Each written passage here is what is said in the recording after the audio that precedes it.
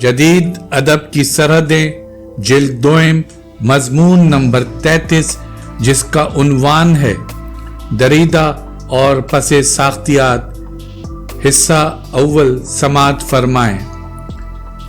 لفظ انسان کو آزاد کرتا ہے۔ جو شخص اپنا اظہار نہیں کر سکتا وہ دراصل غلام ہے۔ بولنا آزادی کا عمل ہے، بلکہ خود آزادی ہے۔ سقراط نے لکھا نہیں بلکہ دوستوں، شہریوں، شاگردوں اور مخالفوں سے گفتگو کی ہے اور ان کے سامنے اپنے خیالات کا اظہار کیا ہے۔ اس کے بولے ہوئے لفظ آج بھی افلاطون کی تحریروں میں جگمگاتے ہیں۔ افلاطون خود لکھے ہوئے لفظ کے مقابلے میں بولے ہوئے لفظ کی اہمیت کو مانتا ہے۔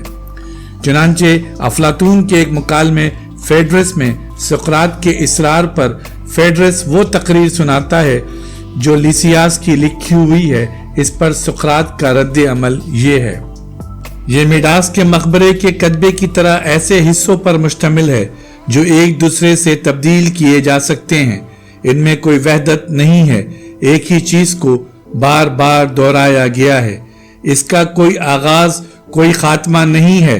زندہ چیز کی طرح سر اور پاؤں نہیں رکھتی۔ یہ ایک مردہ گفتگو ہے، محض تکرار۔ کتبہ یہ ہے: میں کانسی کی دوشیزہ ہوں اور میڈاس کی قبر پر پڑی ہوں۔ جب تک پانی بہتا رہے گا اور اونچے درخت اگتے رہیں گے، اس حسرتناک قبر سے لپٹی ہوئی میں راہگیروں کو جتاتی رہوں گی کہ اس کے نیچے میڈاس سو رہا ہے۔ ان اشعار میں کسی مصرے کو آگے پیچھے کر دینے سے کوئی فرق نہیں پڑتا۔ سقراط یہاں تحریر کے مقابلے میں بولے ہوئے لفظ کی اہمیت ظاہر کرنے کے لیے سقراط مصر کی ایک روایت کا سہارا لیتا ہے کہ مصر میں کسی زمانے میں ایک دیوتا تھیوٹ نام کا تھا جس سے مختلف علوم و فنون ایجاد کیے تھے، جن میں ہیئت، ہندسہ اور حساب بھی شامل تھا۔ لیکن اس دیوتا کی سب سے بڑی ایجاد حروف تہجی تھی۔ اس زمانے میں کہتے ہیں کہ بالائی مصر پر آمون دیوتا کی حکومت تھی۔ تھیوٹ نے اس دیوتا کو اپنی ایجاد کی ہوئی چیزیں دکھائیں۔ جب حروف تہجی کی باری آئی تو تھیوٹ نے کہا ان سے مصریوں کی عقل و دانش میں اضافہ ہوگا۔ آمون دیوتا نے اس سے اختلاف کیا۔ اسی مکالمے میں افلاطون نے دکھایا ہے کہ فیڈرس اور سقراط کے درمیان گفتگو ہوتی ہے، جس میں سقراط تحریر کے مقابلے میں بولے ہوئے لفظ کی اہمیت پر بڑی دلیلیں دیتا ہے اور یہ کہتا ہے کہ بہترین تحریر وہ ہوتی ہے جو انسان کے دل پر لکھی جاتی ہے، یعنی وہ گفتگو جو سننے والے کے دل میں اتر جائے اور حق و صداقت کے مطابق اس کی شخصیت کی تشکیل میں مدد دے۔ چنانچہ فیڈرس اور سقراط کے درمیان گفتگو کا یہ حصہ دیکھیے۔ سقراط تحریر کے علاوہ کیا الفاظ کی ایک اور قسم نہیں ہے جو اس سے کہیں بہتر ہے؟ فیڈرس یعنی سقراط یعنی وہ الفاظ جو سیکھنے والے کے دل پر نقش ہوں، جو اپنی حفاظت آپ کر سکیں۔ فیڈرس کیا تمہارا مطلب صاحب دانش کے اس بیان سے ہے جس میں زندگی بھی ہوتی ہے اور روح بھی، اور تحریر ایسے ہی لفظ کی شبیہ ہوتی ہے؟ سقراط ہاں، میرا مطلب یہی ہے۔ اچھا یہ بتاؤ، ایک سمجھدار کاشتکار اس بیج کو لے کر جسے اس نے احتیاط سے رکھا ہو اور چاہتا ہو کہ پھل لائے، عین موسم گرما میں ایڈونس کے باغ میں بو دے گا اور چاہے گا کہ بس 8 دن کے اندر اندر ایک لہلہاتا ہوا کھیت اسے مل جائے؟ فیڈرس نہیں۔ سقراط تو پھر ایسا شخص جو عدل، نیکی اور عزت کے معاملے میں بصیرت رکھتا ہو، وہ اپنے بیج کے معاملے میں ایک کاشتکار سے بھی کم عقل ہوگا؟ فیڈرس ہرگز نہیں۔ سقراط تو پھر وہ سنجیدگی کے ساتھ سطح آب پر لکھے ہوئے ان الفاظ کا بیج بوئے جو نہ خود اپنے خیالات کی ترجمانی کر سکتے ہیں اور نہ دوسروں کو حق کی تعلیم دے سکتے ہیں۔ سقراط یا افلاطون کے لیے تحریر یا بولے ہوئے لفظ کا تقابلی مطالعہ دلچسپی کا باعث ہو سکتا ہے، لیکن اب ہمارے سامنے سقراط کے بولے ہوئے لفظ افلاطون کی تحریر میں موجود ہیں۔ گویا تحریر اور بولے ہوئے لفظ دونوں کی اہمیت वाज़ेह हो गई है।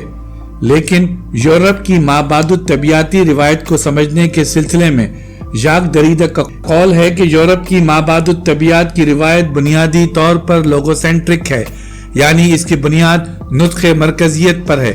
मौजूदा दौर में लिसानियात और साख्तियात ने निशानियों की अहमियत पर जोर दिया है, क्योंकि लिसानियात और साख्तियात दोनों की बुनियाद निशानियों पर है, यानी साइन पर।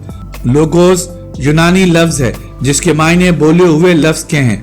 लोगोस बोले हुए लफ्ज के अलावा अक्ल के मानों में भी इस्तेमाल होता है। ईसाइयत में लोगोस से मुराद मुकद्दस लफ्ज भी होते हैं, यानी डिवाइन वर्ल्ड। बाप, बेटे और रूह कुद्स की तस्लीस में लोगोस बेटे के लिए भी आता है, यानी हजरत ईसा अलैहिस्सलाम के लिए भी।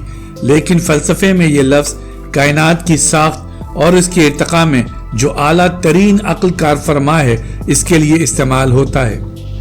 फैलो हजरत ईसा अलैहिस्सलाम से 30-32 साल पहले अस्कंदरिया में पैदा हुआ था और हजरत ईसा अलैहिस्सलाम के बाद 46 साल तक जिंदा रहा। वो कहता है कि लोगोस यानी अक्ल ही कायनात को बांधे रखती है, बिखरने नहीं देती। इंसान की रूह में अक्ल होती है और कायनात में मुकद्दस अक्ल। आफाकी हैसियत खुदा को हासिल है और फिर इसके बाद खुदा की अक्ल यानी लोगोस को।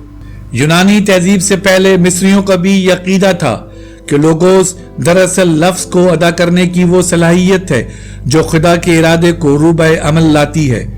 लोगोस मिस्र के सबसे बड़े देवता राह की अक्ली सलाहियतों का मजहर है।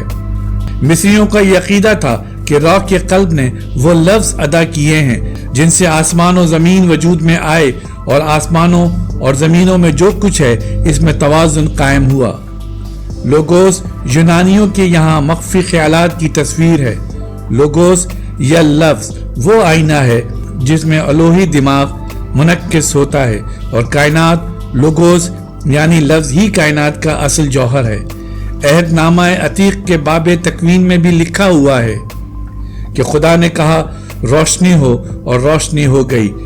हिस्रेल के यहाँ भी ये मसला था कि जबान ख्याल की क्या खिदमत अंजाम दे सकती है। हिस्रेल के जबान की तश्कील का मतलब है मायने की हिफाजत, मायने तक रसाई और मायने के इजहार का इम्कान। वो जबान को इंटेलेक्चुअल सच्चाई की तस्सीम का एक खालिस मावराई इम्कान समझता है। वो कहता है कि अंदरूनी खुद कलामी की सूरत में और जब इंसान दूसरों से गुफ्तगू करता है या अपनी गुफ्तगू सुनता है तो वो इस नीयत को मुकम्मल तौर से और बराह रास्त समझ जाता है जो अल्फाज के पसे पर्दा काम करती है।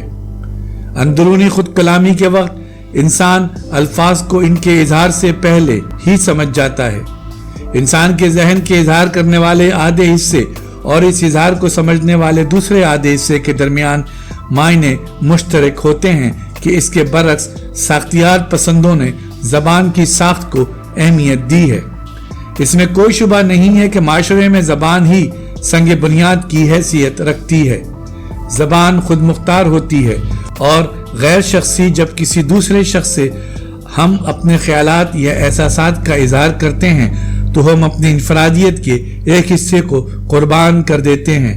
इसके अलावा जब हम अपनी प्राइवेट जिंदगी से निकलकर अलामतों के समाजी निज़ाम में दाखिल होते हैं तो हमारी इनफरादियत कुछ कम हो जाती है और ये इनफरादियत इस वक्त कुछ और कम हो जाती है जब हम अपना इजहार जबान के इब्तदाई निज़ाम में नहीं बल्कि अदब के सानवी निज़ाम में करते हैं। जबान का ताल्लुक पूरे माशरे से होता है, पूरी तहजीब जबान पर कायम होती है। जबान किसी मखसूस तबके की नहीं बल्कि पूरी कौम की नुमाइंदगी करती है। मसलन हमें एस्किमोस की जबान में जंग के लिए कोई लफ्ज नहीं मिलता। जबान के इन्हिसार बोले हुए लफ्ज पर होता है। दरीदा के ख्याल में तहरीर बोले हुए लफ्ज से ज्यादा अहम होती है, इसलिए कि तहरीर ही वो मंजिल है जो जबान हासिल करना चाहती है। बोलने का अमल जबान का इब्तदाई अमल है और तहरीर बोलने के बाद जाहिर हुई है। ये सच है, लेकिन इसका ये मतलब नहीं है इब्तदाई अमल ही असल हकीकत हो। अफलातून ने फेडरस के मुकालमे में तहरीर की कमजोरियां दिखाई हैं। मसलन सुकरात, मेरे दिल में बेख्तियार ये ख्याल आता है कि फेडरस की तहरीर भी बदकिस्मती से मुसव्वरी की तरह है। کیونکہ مصوری کے کارنامے زندگی کا انداز تو رکھتے ہیں، لیکن کوئی اگر ان سے کچھ پوچھے تو بول نہیں سکتے۔ یہی حال لکھی ہوئی تقریروں کا ہے۔